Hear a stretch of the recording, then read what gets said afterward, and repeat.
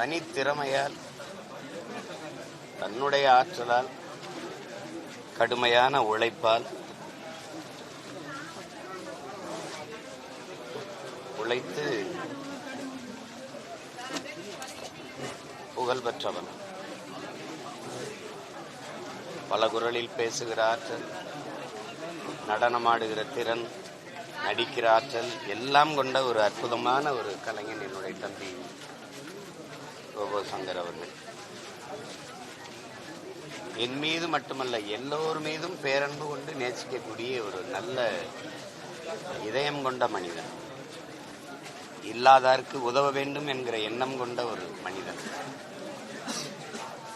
சக நண்பர்கள் துவண்டிருந்தாலோ, துயரிட்டிருந்தாலோ, கவலை கொண்டிருந்தாலோ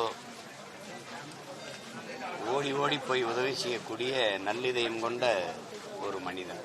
உடலை நன்கு பாதுகாத்து வலிமையாக தான் வைத்திருந்தாள். இடையில ஒரு தடவை சந்திக்கும் போது கொஞ்சம் உடல் இழைத்து மெலிந்திருந்தா. அப்போ கேட்டேன், இது மாதிரி மஞ்சக்காமலை வந்துடுச்சு அப்படின்னு. சரி, கவனம், இது உடல் மெலிந்திருக்கிறதுக்கு பிரச்சனை இல்லை, நீ உறுதியாக இருக்கணும், இதை அறிவுறுத்தி சென்றேன்.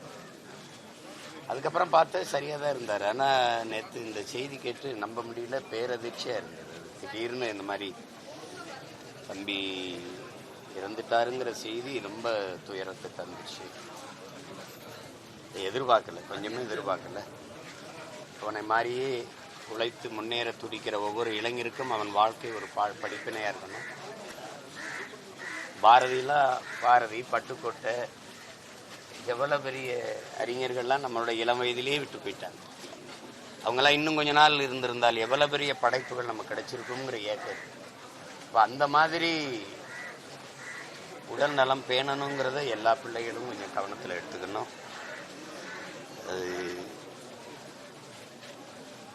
மீள முடியாத பெரும் துயரம்.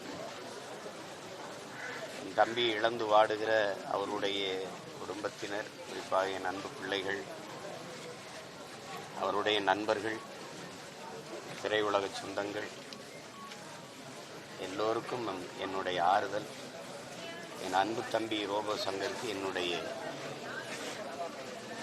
இறுதி வணக்கத்தை கண்ணீரோடு செலுத்துகிறேன்.